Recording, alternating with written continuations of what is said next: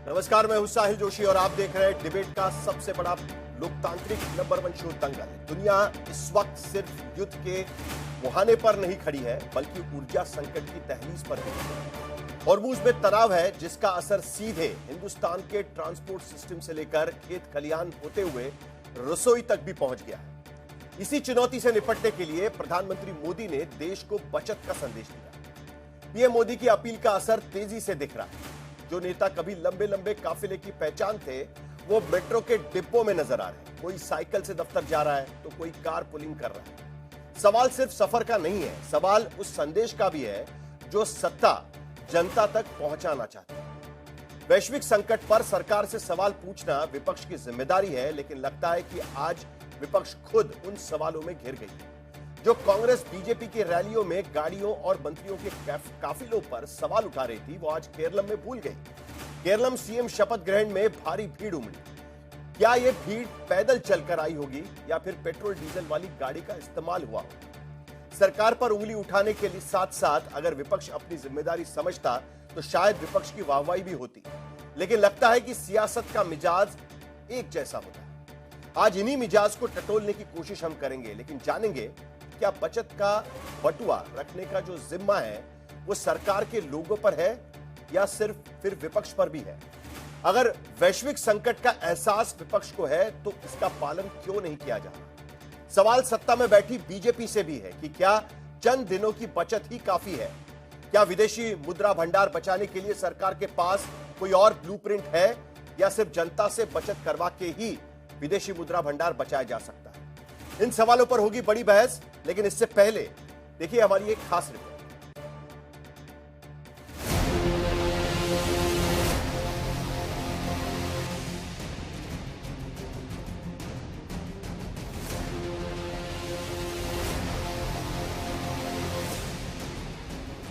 दिल्ली की सड़कों पर इन दिनों लंबा वीआईपी काफिला नहीं दिख रहा, बल्कि प्रधानमंत्री नरेंद्र मोदी की अपील का असर दिख रहा है।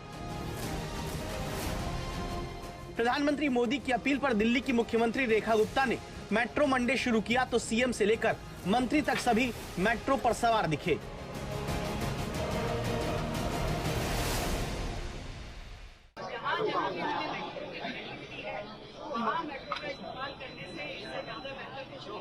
प्रधानमंत्री जी ने कहा है कि अपना अपना प्रयास करना है।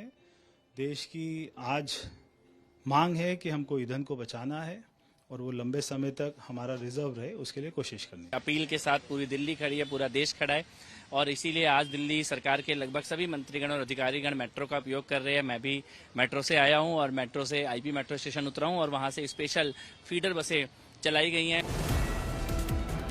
ऐसे में सवाल है कि क्या भारत में सत्ता की राजनीति सचमुच बदल रही है?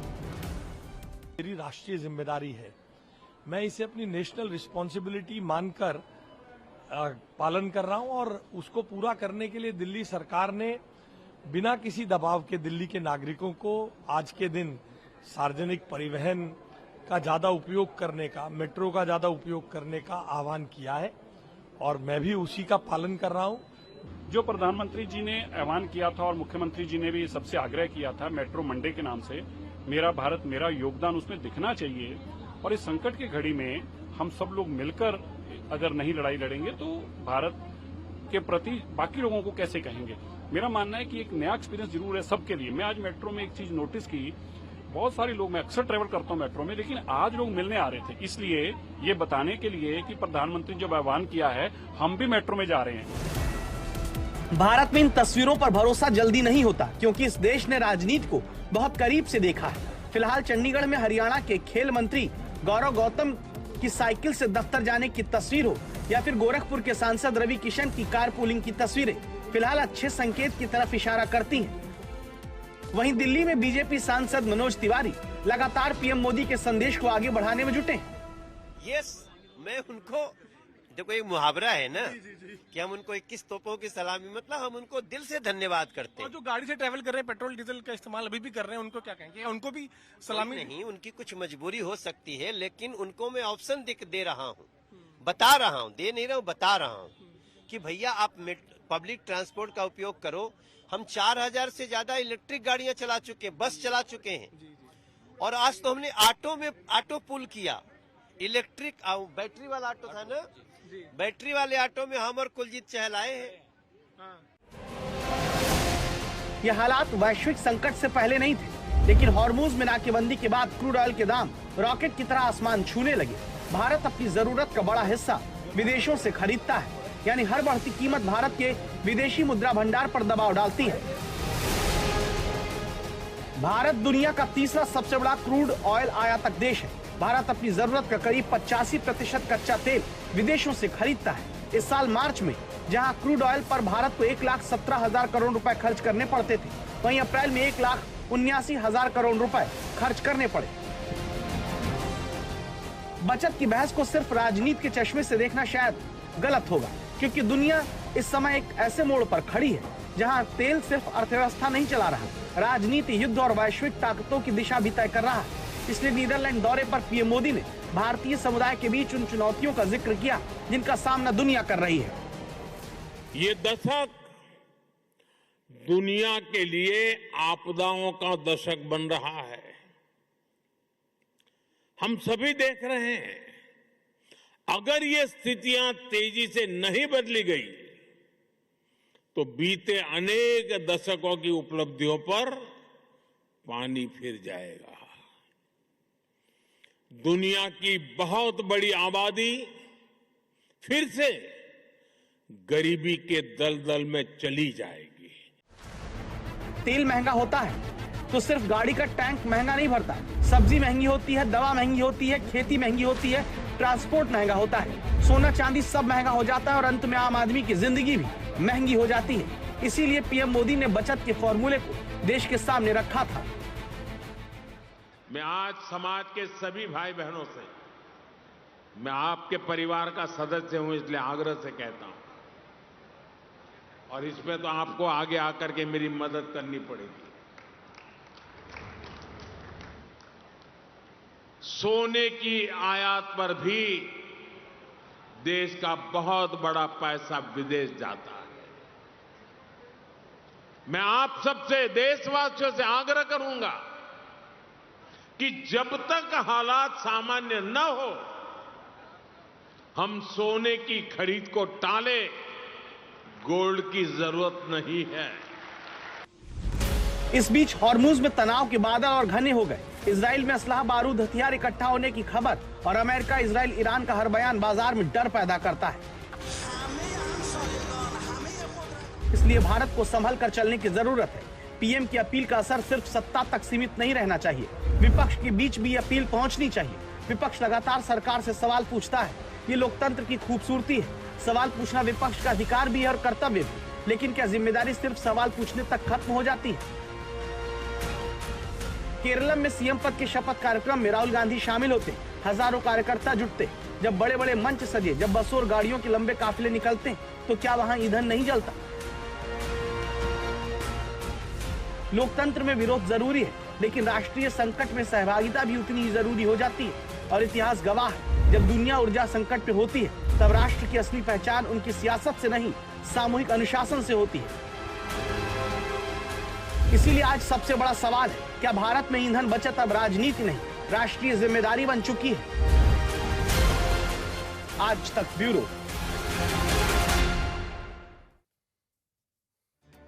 तो प्रधानमंत्री मोदी ने जिस तरीके से देश को संबोधित किया और कहा कि थोड़े से ऑस्टेरिटी मेजर्स आपको होने चाहिए, हालांकि सरकार कहती है कि ऑस्टेरिटी मेजर्स नहीं है, लेकिन उसके बावजूद बचत की जो अपील की, उसके बाद हम देख रहे हैं कि पूरे देश भर में कई सारे मंत्री, नेता अलग अलग तरीके से काफिले कम करने की कोशिश कर रहे हैं। कोई मेट्रो से सफर कर रहा है, कोई ऑटो रिक्शा से जा रहा है, कोई मोटर बाइक पे जा रहा है। लेकिन क्या ये काफी होगा, ये चर्चा का विषय होना चाहिए, क्योंकि आज की स्थिति में जो निचले स्तर का व्यक्ति है उस पर इसका क्या असर पड़ेगा, उस पर भी हम चर्चा करेंगे। हमारे साथ तमाम मेहमान जुड़ रहे हैं। गौरव भाटिया भारतीय जनता पार्टी के प्रवक्ता इस चर्चा में शामिल हो रहे हैं। आलोक शर्मा कांग्रेस पार्टी की तरफ से इस चर्चा में शामिल होंगे। रजत सेठी पॉलिटिकल एनालिस्ट है और प्रोफेसर अखिल स्वामी इकोनॉमिस्ट और पॉलिटिकल एनालिस्ट, वो भी चर्चा में शामिल होंगे। उसके साथ साथ मेरे सहयोगी शैलेंद्र भट्टागर बिजनेस टुडे से, वो भी उनसे भी हम बातचीत करेंगे। 3 सवाल मैं इस पैनल के सामने रखूंगा। पहला सवाल, क्या बचत की अपील जो प्रधानमंत्री ने की है अलग अलग समय पे, क्या उतनी अपील काफी है या और भी कुछ चीजें करना सरकार के लिए जरूरी होगा आने वाले समय? दूसरा सबसे बड़ा सवाल, क्या आने वाले बड़े संकट की तैयारी दरअसल इसके तरीके से हो रही है? क्योंकि कई लोग इस पूरे अपील को बड़े संकट की तैयारी के तौर पर भी देख रहे हैं। तो क्या सचमुच में बड़े संकट की तैयारी है? तीसरा सवाल, युद्ध खत्म होते ही क्या स्थिति सुधर जाएगी या उसके बावजूद यह लंबी इकोनॉमिक आर्थिक लड़ाई इस देश को लड़नी होगी? इस पर भी चर्चा होनी चाहिए। चर्चा आगे बढ़ाएंगे, लेकिन उससे पहले इस वक्त की बड़ी खबर यह भी आ रही है, क्योंकि आज दिन भर में जो आंकड़े आए उससे यह नजर आता है कि एक बार फिर पहली बार 54 पैसे टूटकर 96.35 रुपया प्रति डॉलर पहुंच गया है। रिकॉर्ड निचले स्तर पर रुपया पहुंच गया है। यह बड़ी खबर इस वक्त की है। शैलेंद्र, इसे हम किस तरीके से हमें देखना चाहिए?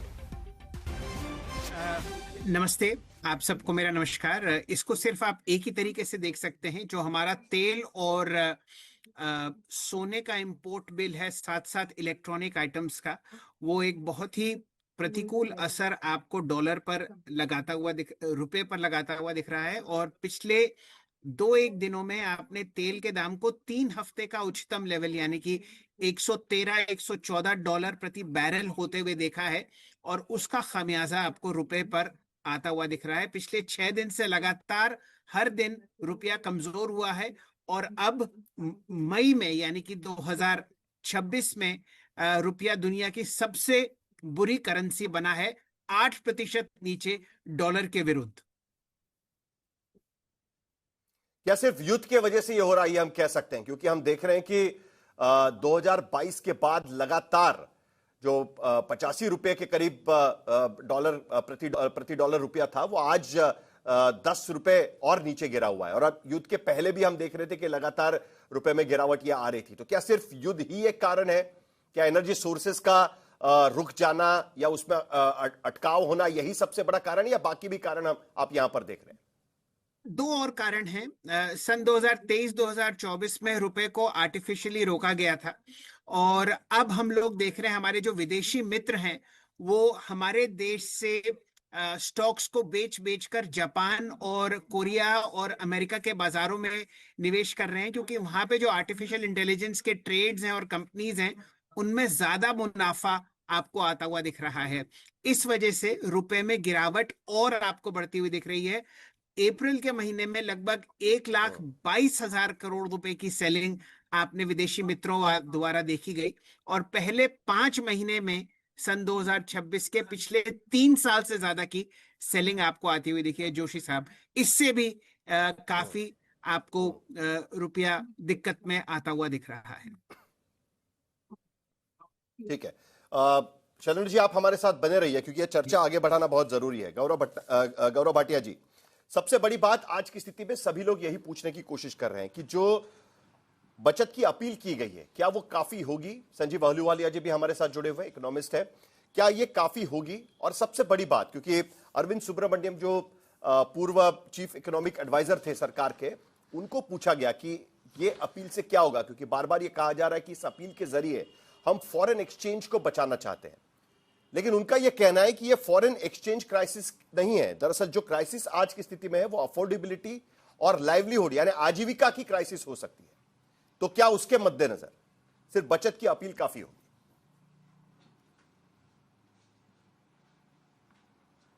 साहिल जी नमस्कार। सबसे पहला तो हम सब जानते हैं ये एक वैश्विक संकट है, और इस वैश्विक संकट में जहां विकसित देश जो हैं वहां पे पेट्रोल डीजल की कीमत 20% से लेकर 100% तक बढ़ी है। जैसे चीन में 23%, अमेरिका में 45%, कनाडा में 30%, ऑस्ट्रेलिया में 30%।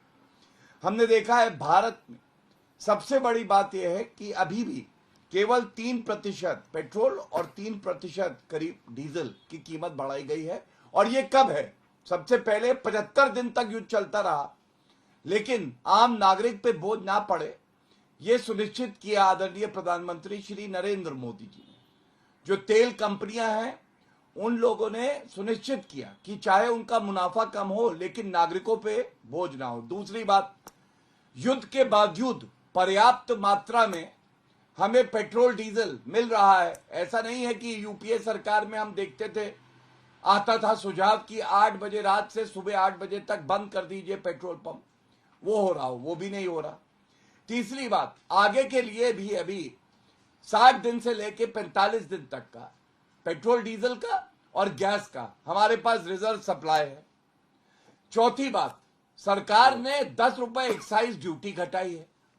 और जो प्रधानमंत्री जी ने अपील करी है, हमें एक बात समझनी होगी। मैं आपकी बात सुन रहा था, आपने कहा ये बड़ा संकट है पूरे विश्व पे।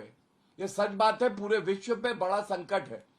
लेकिन जो मैक्रो इकोनॉमिक्स है, हमारी जो अर्थव्यवस्था है, फास्टेस्ट ग्रोइंग अर्थव्यवस्था पूरे विश्व में है। 690 बिलियन यूएस डॉलर का हमारे पास रिजर्व है। अभी भी जो इन्फ्लेशन है कंट्रोल्ड 3.5 से 4% पे है। तो एक बड़ी चुनौती है साहिल जी। और इस चुनौती में एक बात और, 140 करोड़ भारतीय अगर नरेंद्र मोदी जी की अपील पे साथ खड़े हो सकते हैं, तो ऐसा क्यों है कि विपक्ष केवल नकारात्मक राजनीति कर रहा है और जड़ें खोदने का काम कर रहा है देश की। अब मैं आपसे एक सवाल पूछता हूं, आप कांग्रेस के प्रवक्ता से जरूर पूछिएगा। ये बताइए, 3 झूठ बोले जाते हैं। मैं रोज आपका चैनल देखता हूं साहिब जी। पहला, रूस से तेल बंद कर दिया गया। मैं अभी सही आंकड़े भी दूंगा और बताऊंगा किस तरह से 20 से 25 बिलियन यूएस डॉलर हमने बचाया है। 30 से 35% जो आयात होता है कच्चे तेल का, वो रूस से होता है। कांग्रेस के समय में ये 1% था। दूसरी बात, पवन खेड़ा ने एक ट्वीट किया, आपको याद होगा साहिल जी। उन्होंने कहा ये 2 जहाज जो स्ट्रेट ऑफ हॉर्मुज से आ रहे हैं, भारत नहीं आएंगे, कहीं और जाएंगे। बाद में भारत आ गए, ट्वीट डिलीट हो गया। ये झूठी अफवाहें क्यों फैला रही है कांग्रेस पार्टी? क्या कार्रवाई करी ट्वीट डिलीट करने के अलावा? जो 1 महीने की मियाद थी वो पूरी हो गई है, उसके बाद भी रूस से हम तेल खरीद रहे हैं गौरव भाटिया जी। जो 1 महीने की मियाद थी मैं खत्म हो गई है। साहिल जी, अमेरिका ने कहा था कि ठीक है अभी आप खरीद सकते हैं। अब इसके बाद भी हम खरीद रहे हैं कि नहीं खरीद रहे हैं? देखिए, हाँ, मैं आपको बिल्कुल जानकारी दे देता हूं। देखिए, सबसे पहले तो आप कह रहे हैं कि क्या 1 महीने के बाद भी हम ले रहे हैं? हम पिछले 4-5 सालों से लगातार रूस से कच्चा तेल ले रहे हैं, कभी भी ये रुका नहीं। और कोई देश ये नहीं बताएगा कि भारत को अपने हित में क्या करना है। और ये आंकड़े आप ले लीजिए, सबसे ज्यादा आगे भी लेंगे, 2026 इसके आगे भी लेंगे। महीने के पहले की भी बात कर रहा हूं। एक मिनट साहिल जी, मैं 3 आंकड़े दे दूं जल्दी 10-10 सेकंड लगेंगे। 10 जल्दी सर, क्योंकि बाकी लोगों से भी पूछ रहे हैं। सबसे ज्यादा क्योंकि बात बड़ी ये है कि आपने रूस का जो टॉपिक आपने निकाला हुआ है यहाँ पर, बिल्कुल कल ही व्हाइट हाउस की जो स्पोक्स पर्सन है, उनका जो स्टेटमेंट चल रहा था वो भी लोग सुन रहे थे। उन्होंने कहा था कि ठीक है हम अलाउ कर रहे हैं, अभी उस पर किसी भी तरीके से बैन नहीं है, जिस तरीके की वैश्विक स्थिति बनी हुई है इसकी वजह से। और खबरें भी उस वक्त आई थी, लेकिन आज दोबारा ये खबरें आई है कि 1 महीने की मियाद पूरी हो रही है। इसीलिए सवाल ये उठता है कि इसके बाद भी खरीदते रहेंगे कि नहीं खरीदते रहेंगे? अब हाँ, मैं दे रहा हूं, मैं उत्तर दे रहा हूं। आपने व्हाइट हाउस के प्रवक्ता को सुना, अब भारतीय जनता पार्टी के प्रवक्ता को सुनिए। डंके की चोट पे कहता हूं, हमारी स्वायत्तता, हमारा जो अपना कड़ा फैसला है भारत के हित में, वो हम लेते रहेंगे। रूस से सबसे ज्यादा कच्चे तेल का आयात हुआ 2026 में। जनवरी में 10 लाख बैरल से 12 लाख बैरल और मार्च में 18 लाख से 20 लाख बैरल। 1 महीने की अगर आप कहते हैं अनुमति दी थी, तो ये जनवरी फरवरी में कैसे आयात हो रहा था? तीसरी बड़ी बात, 30 से 35% हिस्सा रूस का है आयात में। कांग्रेस के समय में ये 1% था। एक बार पूछिएगा झूठ क्यों फैलाया? अपने समय में रूस से क्यों नहीं कच्चा तेल? आलोक शर्मा जी, और विश्वास, वो तो कह रहे हैं कि बचत की अपील फिलहाल है और हम तो खरीदते रहेंगे, इसके बाद भी खरीदते रहेंगे। और दूसरा, आपसे पूछने की कोशिश कर रहे हैं कि भाई आप क्यों अड़ांगा डाल रहे हैं? आपने उन पर उंगली उठाई थी कि जब बड़े बड़े शपथ ग्रहण हो रहे थे, केरल के भीतर भी बड़ा बड़ा शपथ ग्रहण किया गया, तो अगर उन पर उंगली उठती है तो थोड़ी उंगली आप पर भी उठ जाएगी। साहिल जी, देखिए, आपने 6 मिनट बीजेपी के प्रवक्ता को दिए, उतना ही समय मुझे दे दीजिएगा, ज्यादा नहीं चाहिए। इनकी ना तो कोई नीति है ना नियत है। रशिया से तेल खरीदना बंद किया, ये मंत्री ने माना। उसके बाद अभी पिछले 2 दिन से किसी मंत्री को नहीं पता है कि हम खरीदेंगे कि नहीं खरीदेंगे, खरीद रहेगी कि नहीं रहेगी। बार बार दूसरे देशों का एग्जाम्पल दिया जा रहा है, वहां इतने % बढ़ गया, यहां इतने % बढ़ गया। उन देशों में जिस समय पर $18-20 पर प्रति बैरल पेट्रोल डीजल गया था, उस समय पर उनके देश में क्या रेट था? उन देशों ने अपने नागरिकों को पूरी छूट दी। यहां पर जब भी जेब काटते रहे, आज भी जेब काट रहे हैं। इसलिए पहला लॉजिक तो यहीं पर फेल हो जाता है। दूसरा, जो ये नौटंकी हो रही है ना कि गाड़ियों का काफिला तो सड़क पे चल रहा है और मंत्री जी मेट्रो में बैठे हैं, वो पूरी पोल खुल रही है सोशल मीडिया पर। एक दिन बुलेट पे बैठ के जाते हैं महाराष्ट्र के मुख्यमंत्री, अगले दिन नासिक से 20 गाड़ियों का काफिला चलता है, लेकिन शायद आप नहीं दिखा पाएंगे। मुझे लगता है कि नौटंकी की पोल रोज खुल रही है। मेरठ में क्या हुआ है, कल बीजेपी के एक लीडर का जिला परिषद चेयरमैन बना है केवल, क्या हुआ है वो देख लीजिए। आज जिस तरह से दिल्ली में दिखाया आपने तमाम मंत्रियों को, वो मंत्री मेट्रो से उतर के कहां गए? ठीक है, ऑफिस चले गए। शाम को कैसे गए वो? जरा वो ट्रैक्टर शाम की को तस्वीरें सारे भी के सारे दिखा गाड़ियों दीजिएगा। से बड़ी गए। ट्रैक्टर रैली क्या ये निकाली सच गई नहीं थी है? वहां पर। नहीं, वो आप दिखाएं ना दिखाएं वो आपका भाई विशेषाधिकार है। आप लोग क्या दिखाते हैं? मैं तो कहूंगा कि सीएम साहब का भी काफिला दिखा दीजिए महाराष्ट्र का, जब इतनी हिम्मत कर ही रहे हैं तो आप। खैर, मैं उस मुद्दे पर नहीं जाना चाहता। मोदी जी ने 2 गाड़ियां दिखाई। क्या एसपीजी के प्रोटोकॉल को बदल दिया गया है? क्या आगे भी मोदी जी अब 2 गाड़ियों के काफिले में ही चलेंगे? क्या एसपीजी का जो प्रोटोकॉल था सिक्योरिटी का, वो बदल दिया है? किसने बदला वो? क्या गृह मंत्रालय ने बदला? किसी के पास जवाब नहीं। टोकनिज्म किया जा रहा है, नौटंकी की जा रही है। टोकनिज्म से देश नहीं चलता है। आर्थिक नीति के मामले में अभी अर्थशास्त्री महोदय ने बताया कि रुपए को आर्टिफिशियली कंट्रोल किया गया क्योंकि चुनाव चल रहे थे। प्राइसेस को आर्टिफिशियली कंट्रोल किया गया क्योंकि चुनाव चल रहे थे। सरकार ने गोल्ड खरीदा, इनके सबसे बड़े मित्र अडानी ने गोल्ड खरीदा। मैं तो कह रहा हूं व्हाइट पेपर लेकर आइए ना कि पिछले 2 महीने में, जब से 3 महीने से युद्ध चला है, अडानी ने की कंपनियों ने कितना गोल्ड खरीदा है और सरकार ने कितना गोल्ड खरीदा है। दूसरी चीज यह है कि विपक्ष को जिम्मेदार ठहरा दो। मैं तो कई दिन से उम्मीद कर रहा हूं कि बीजेपी का कोई प्रवक्ता या कोई मीडिया चैनल पंडित नेहरू को जिम्मेदार नहीं ठहरा रहा। बड़ा आश्चर्य की बात है। पंडित नेहरू को जिम्मेदार ठहरा देना चाहिए। जो भाड़े बढ़ रहे हैं, जिस तरह से विदेशी निवेश भाग रहा है, यह भी विपक्ष की वजह से भाग रहा है। जो अप्रैल के महीने में 1.25 लाख करोड़ रुपया फॉरेन एक्सचेंज में निकल गया, ये भी शायद केरला के जो हमारे वहां पर जो आज मंत्रिपरिषद का गठन हुआ उसकी वजह से गया होगा। इस सरकार की न नीति है न नीयत है। अभी तक तो चुनाव खेल रहे थे, अब विश्व खेल रहे हैं कि विश्व में ऐसा, विश्व में वैसा। अरे भाई, आपकी सरकार उत्तर दे दो अब। आप विश्व के ऊपर क्यों डालना चाहते हैं? तो क्या बचत की अपील काफी नहीं है? आलोक शर्मा जी, बचत की अपील काफी नहीं है? आपको लगता है कि उससे ज्यादा कुछ चीजें होनी चाहिए? कांग्रेस पार्टी को क्या लगता है, बचत की अपील काफी नहीं है? साहिल जी, राहुल गांधी जी ने आज से 2.5 महीने पहले चिताया था, एक ऑल्टर पार्टी मीटिंग होनी चाहिए थी। तमाम अर्थशास्त्री बैठते, तमाम मंत्री बैठते, एलओपी को बैठाते, लेकिन देश के प्रधानमंत्री उस समय पर भी हिंदू मुसलमान करते घूम रहे थे। युद्ध से पहले तो 50 रुपए का डॉलर मिल रहा था, जो आज 100 के करीब पहुंच गया है। युद्ध से पहले तो 50 में मिल रहा था। लगातार करेंसी गिर रही थी, कोई कंट्रोल करने को तैयार नहीं था। दूसरी चीज ये है, एक यही तो प्रॉब्लम है। मैं फिर कहूंगा कि आज दिखावा हो रहा है। कुल मिलाकर विपक्ष का यह कहना है कि दिखावा हो रहा है। रजत सेठी, एक मिनट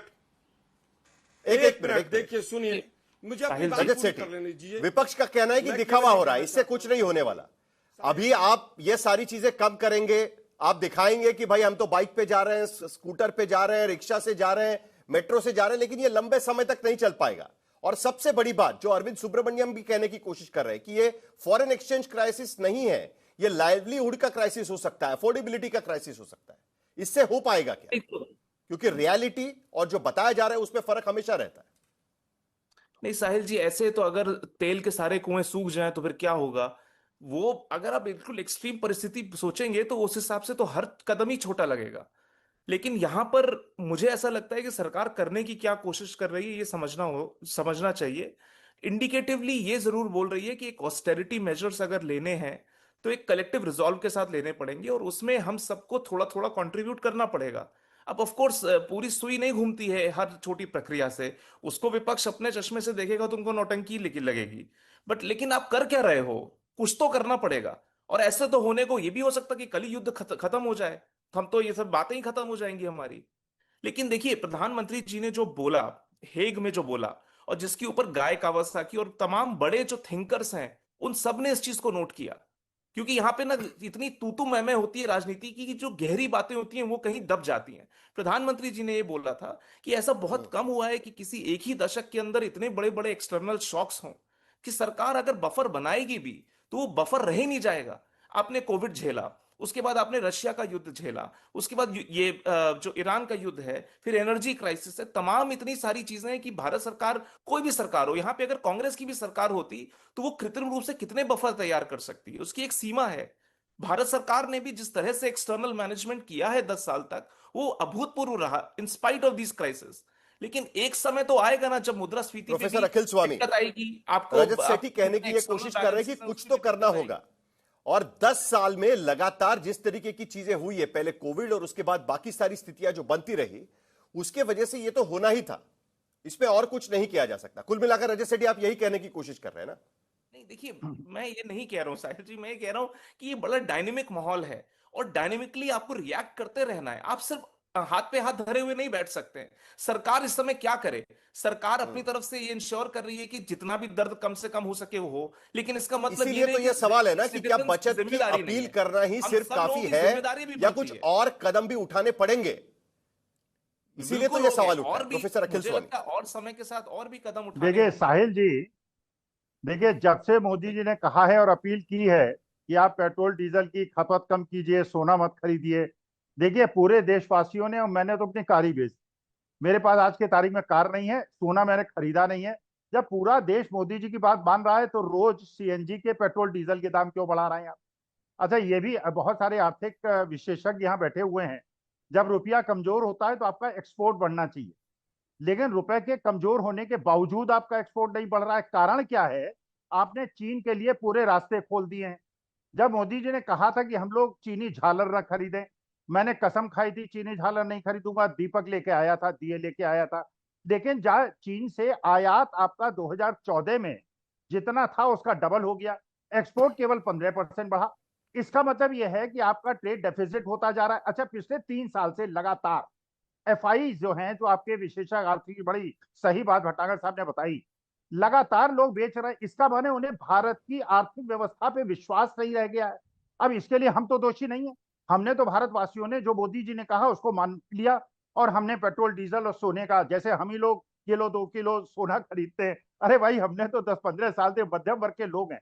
लेकिन जो गरीब वर्ग है, जो नोएडा के अंदर और गुड़गांव के अंदर स्ट्राइक कर रहा था कि 12,000 में उसका खर्चा नहीं चलेगा, उसको तो तब से लाठी मार मार के आपने भगा दिया। अब ये बताइए, जब ये 25% और दाम बढ़ जाएंगे तो रोज पेट्रोल डीजल के दाम क्यों बढ़ा रहे हैं? उसको फिर लाठी मारेंगे क्या?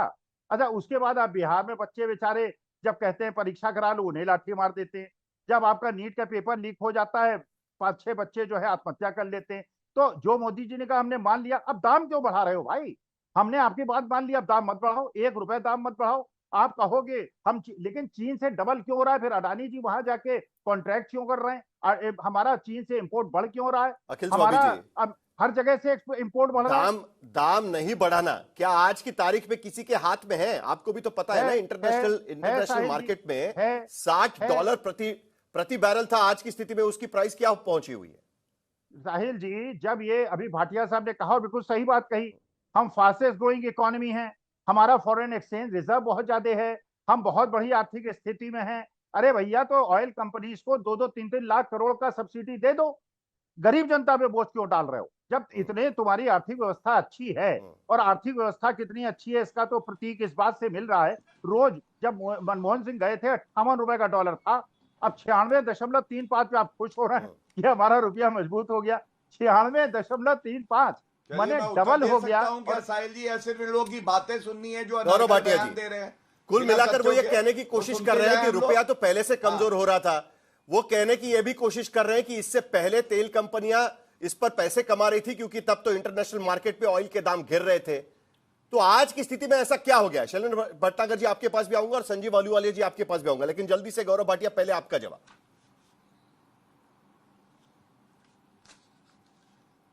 देखिए, ऐसा है, मनमोहन सिंह जी की सरकार को चाहने वाले यहां पे बैठे हैं, उनको कुछ आंकड़े बता दूं। तब महंगाई दर 10% से लेके 14% तक डबल डिजिट पे पहुंच गई थी। हमारे समय में औसतन 4% रही है। करंट अकाउंट डेफिसिट 4.5 से 4.9% तक पहुंच गया था, कंट्रोल करके 2% कर दिया, 2.5% कर दिया। तब फॉरेक्स रिजर्व्स, विदेशी मुद्रा भंडार 300 बिलियन US डॉलर का होता था, 750 बिलियन US डॉलर। तब बिलियन 300 बिलियन था, अब 750 बिलियन US डॉलर हो गया। अब चौथी पांचवी सबसे तेजी से बढ़ती अर्थव्यवस्था है। और मैं एक और बात आपको बताता हूं, 3 रुपए अगर पेट्रोल डीजल बढ़ाया है जब वैश्विक संकट है, छाती पीट रहे हैं राहुल गांधी, अखिलेश यादव, ममता बनर्जी और कई अर्थशास्त्री जो अपने आपको बुलाते हैं। 2008 में 15 रुपए बढ़ाया था पेट्रोल पे मनमोहन सिंह जी ने, 2011 में 13 रुपए बढ़ाया था, 2012 में 10 रुपए बढ़ाया था, 34 का था पेट्रोल जब 2004 में आए, 72 का छोड़ के गए थे, 72 का 110% बढ़ा पेट्रोल, डीजल बढ़ा 140%। हमारे समय में 30 से 35%। पहला फर्क। पिछले हफ्ते मैंने आपको सवाल पूछा था इसी डिबेट में, नहीं एक मिनट, पिछले हफ्ते मैंने आपको इसी डिबेट में सवाल पूछा था कि क्या पेट्रोल और डीजल के दाम बढ़ेंगे। तब तो आपने मुझे ही पूछा था कि कल मैं इस शो में रहूंगा कि नहीं रहूंगा, ये नहीं बता सकते। पेट्रोल और डीजल के दाम बढ़ेंगे कि नहीं, कैसे बढ़ाएंगे? तब भी मैंने आपको कहा था कि भाई बढ़ जाएंगे दाम। 3 रुपए बढ़ गए और 10-12 रुपए की आप बात कर रहे हैं। धीरे धीरे देखिए मई महीने के अंत तक 10-12 रुपए तक शायद पहुंच जाए। तो जल्दी संभलने वाली है नहीं। बताइए जरा गौरव भाटिया जी, साहिल जी प्लीज बताइए। चलिए नहीं आपने संभलने सवाल वाली है बोला। हाँ सुनिए, पहली बात तो मैं भाजपा का सुन लीजिए, तो इसके आगे नहीं बढ़ेंगे। भाजपा का प्रवक्ता हूं मैं, यहाँ पे बता नहीं सकता हूं पेट्रोल। बीच में मत बोलिए प्लीज, बीच में मत बोलिए। आपने अपनी बात रखी, सम्मान दिया, अब मेरी बात सुनिए। गलत लगे तो जरूर टोकिएगा। बोलिए ना, मैं कहां सुन रहा हूं आपकी बात। चलिए। 3 रुपए बढ़े हैं। हाँ सुनिए, 3 रुपए बढ़े हैं। 95 रुपए का था, 3% बढ़ा। ये ज्यादा लग रहा है सबको, वैश्विक संकट है। जब कोई वैश्विक संकट नहीं था तब 15 रुपए बढ़ाया 2008 में, 13 रुपए बढ़ाया 2011 में और 2012 में 10 रुपए। और मैंने अभी आंकड़े दिए कितना बढ़ा तब नहीं पूछा। दूसरा, Congress party oil bonds 1,40,000 crore के खरीद के उसका बिना पेमेंट करे चली गई। 2026 तक हमने पेमेंट किया है। पूछिए जरा कैसी सरकार। तीसरी बात, मैं अभी भी गोल्ड बॉन्ड की बात अभी फिलहाल शुरू नहीं की है। केवल एक वक्त था कि जब गोल्ड बॉन्ड भी काफी संख्या में खरीदे जा रहे थे, उस गोल्ड बॉन्ड का क्या हुआ, इनको चुप कराइए। गोल्ड के प्राइजेस कैसे बढ़े, उसके बाद गोल्ड बॉन्ड का क्या हुआ, यह भी तो सवाल बनता है ना कहीं। लेकिन आलोक शर्मा जी, सवाल यहां पर यह है कि 3 रुपया सिर्फ बढ़ा है, 3.5% सिर्फ दाम बढ़े हैं, और उसके बाद विपक्ष कह रहा है, जो बीजेपी बार बार सवाल उठा रही है, बाकी दुनिया में देखिए कितने प्रतिशत दाम बढ़े। वो क्या है, गुमराह करना मुझे नहीं है, लगता है भ्रम फैलाना नहीं है, तो और क्या? बार 3 रुपए कहा जाती है। केवल और केवल आप एक कमर्शियल गैस का सिलेंडर उठा लीजिए, 1 जनवरी को 1518 रुपए का था, 1500-1800 रुपए से 3100 रुपए हो गया, उसका कोई नाम नहीं ले रहा है। उसके बाद मैं अब 3-4 चीजों पर आता हूं साहिल जी। एक्साइज ड्यूटी 44 लाख करोड़ रुपया इस सरकार ने इकट्ठी की, और 1.25 लाख करोड़ के ऑयल बॉन्ड थे। अरे भाई लौटा देते 44। अरे भाई चुप रहो ना यार, बीच में मत बोलो यार, ऐसे बीच में बोलने से गंभीर विषय है। साहिल यार चुप नहीं करवा सकते यार आप लोगों ने? नहीं बोला देना पड़ेगा। आप भी कौन सा तरीका है भाई? की बात सुन लीजिएगा प्लीज गौरव भाटिया। साहिल जी कौन सा तरीका है भाई? गौरव भाटिया जी प्लीज, दूसरे की बात सुननी चाहिए, ये मुझे लगता है। चलिए आलोक शर्मा जी, मुझे लगता आपकी बात रखिए। अरे भाई देखिए, मनमोहन सिंह जी के समय में 412 रुपए का सिलेंडर था, बहुत हुई महंगाई की मार, अब की बार उनकी सरकार नारा था। देखो, महिला आके टीवी पे आज तक पे भी बहुत कुछ कहती थी, और आज तक पे मनमोहन सिंह सरकार और चिदम्बरम जी के वो रुपया लुढ़कते हुए के मीम्स भी बनते थे, लेकिन शायद आज कुछ नहीं। आंकड़ों की बात कर लेते हैं। IMF हमारे आंकड़ों को C कैटेगरी में रखता है, क्योंकि हमारे आंकड़ों में बहुत सारी लूप होल्स हैं। इस बार हालत यह है कि आज ही आपने 80 के पार दिल्ली में CNG गैस पहुंचवा दी, और उसके बाद मंत्री जो है वो नौटंकी कर रहे हैं। शर्मा जी, मंत्री नौटंकी। देखिए यार साहिल जी, क्या आप लोग बार-बार रोना रोते हैं ना, क्या यार आप ऐसा होता था, आज ये ऐसा नहीं हो रहा। आज आप इसी चैनल पर बैठ के डिबेट कर रहे हैं सर, इसी चैनल पर बैठ के वही मुद्दे रखने की कोशिश कर रहे हैं। तो पहले क्या होता था, किस तरीके से होता था, आज भी वही सवाल पूछे जा रहे हैं। आज तक का आज ये चर्चा उसी के इर्द गिर्द चल रही है। नहीं तो आप नहीं तो आप ये ना बार बार वो रोना, आप ये ना डाइवर्जन जो आप करते हैं ना वो छोड़ दीजिए ना, मुद्दे पर आ जाइए आप, क्योंकि वो ज्यादा जरूरी है आज की स्थिति में। बहुत बहुत शुक्रिया आपका सर। पूरा देश, अरे गरीब आदमी रो रहा है, उसके रोने को देख लो, मैं रो नहीं रहा हूं। डिबेट है ना, बहक जाएगा, इसलिए मैं उस पर बात नहीं कर रहा था, लेकिन बार बार आप उसी चीज पर आ रहे हैं तो मुझे जवाब देना पड़ा आपको। सुनिए ना, मैं आ रहा हूं तो आप मुद्दे पर आइए ना, आपको जो पूछा गया उस पर जवाब दीजिएगा। तो एक भी झूठ बोला हो तो सच बता दी। मैं मुद्दे पर आता हूं, अरे तो मैंने आपको कहा ना उसी को लेकर, आज आप किस बारे में डिबेट कर रहे हैं? आप बहका रहे हैं डिबेट को अननेसेसरी, तब क्या होता था, आज क्या होता था? भाई आज के बारे में बात करिएगा, सुनो ना भाई, सवाल पूछा उस पर बात करिएगा। चलिए सुनो भाई, बोलिए। सुनो ना भाई साहिल जी, 4th से 6th, चौथे से हम 6ठी अर्थव्यवस्था पर पहुंच गए, लेकिन जिम्मेदार पंडित नेहरू हैं। वेजेस स्टैग्नेशन है पिछले 8-10 साल से, लेकिन पंडित नेहरू जिम्मेदार हैं। अभी तक दाम किसके कंट्रोल में है? अरे भाई जब तक चुनाव था, जब सरकार ने ही कंट्रोल कर रखा था ना, किसने कंट्रोल किया था भाई? सरकार ने ही कंट्रोल कर रखा था ना, तेल की कंपनियों ने ही कंट्रोल कर रखा था ना। इसलिए मैं कहता हूं कि कंट्रोल भी सरकार ही करती है। फिर कहूंगा एक रिफाइनरी, ये गलत बात है ना, यही तो गलत बात है साहिल जी। एक रिफाइनरी जल गई राजस्थान में, 50 से 60 लेकिन आज की स्थिति में बड़ा मुद्दा यही रहता है। देखिए पॉलिटिकल डिबेट में क्या सरकार बेहतर कर सकती थी? मेरा ओरिजिनल सवाल संजीव अहलूवालिया जी अभी भी वही अटका हुआ है। क्या बचत की अपील सिर्फ काफी है या कुछ और भी किया जा सकता है? और जो स्थिति यहां पर नजर आ रही है, कई लोग इस बात को लेकर भी सवाल उठाने की कोशिश कर रहे हैं कि फॉरेन इन्वेस्टर्स भारत के स्टॉक मार्केट से निकलकर बाहर जा रहे हैं। और यह आज की स्थिति नहीं है, पिछले 4 महीने के पहले से भी foreign investor, foreign institutional investors Bharat से बाहर जा रहे हैं। 2 आंकड़े तो शैलेंद्र भटनागर ने खुद भी इसमें रखे थे। प्राइवेट इन्वेस्टमेंट, भारत की डोमेस्टिक प्राइवेट इन्वेस्टमेंट आज की स्थिति में जीडीपी के मुकाबले सिर्फ 20% हो रही है, जो एक जमाने में 28% हुआ करती थी। और उसके साथ साथ manufacturing global value added export में भारत का शेयर सिर्फ 3% यहां पर दिखाई देता है। तो सिर्फ युद्ध के वजह से यह स्थिति बनी हुई है कि हमें लंबी लड़ाई लड़नी पड़ सकती है, और सिर्फ बचत की अपील काफी है या और भी चीजें कुछ करनी होगी? संजीव जी।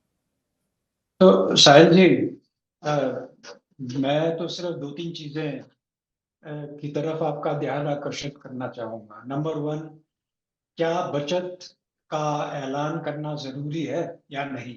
मेरे व्यू में चाहे लड़ाई हो या ना हो, क्लाइमेट के पॉइंट ऑफ व्यू से ईंधन की बचत हमेशा जरूरी है, क्योंकि हर लीटर जो हम फूंकते हैं उसका कुप्रभाव हम पे ही किसी ना किसी तरीके से क्लाइमेट चेंज के जरिए आता है। तो अगर सरकार ने हमें ये कहा है कि आप बचत करिए और उसमें कोई उन्होंने पाबंदी नहीं लगाई है, ये एक वॉलंटरी उन्होंने मैकेनिज्म चाहा है कि अच्छे सिटीजन होने के नाते आप बचत करिए, तो क्लाइमेट के लिए अच्छा है और मोस्ट सर्टेनली जो हमारी एक्सटर्नल अकाउंट के लिए उसके लिए भी अच्छा है। क्या सरकार इस स्थिति के लिए और अच्छी तरीके से तैयार हो सकती थी? उसमें साहिल जी आप ये देखिए कि जो हमारे आज फॉरेन रिजर्व्स हैं, जिसकी बात हो रही थी कि लगभग 700 बिलियन डॉलर तक हमारे पास है, ये नतीजा सरकार की तैयारी का है। अगर सरकार तैयार अपने आप को लॉन्ग टर्म या मीडियम टर्म से ना करती, तो क्या ये देखिए क्या हमारी इन्फ्लेशन कम हो जाती, जो कि कुछ 2 महीने पहले 2% तक आ गई थी। अब आज आप ही की स्क्रीन पे आ रहा है कि 3% की ओवर हम फिर वापस जा रहे हैं, पर 4% का नॉर्म है। क्या हमारी जो ग्रोथ की स्थिति है वो 6.5 और 7 के बीच में हो जाती बिना तैयारी के?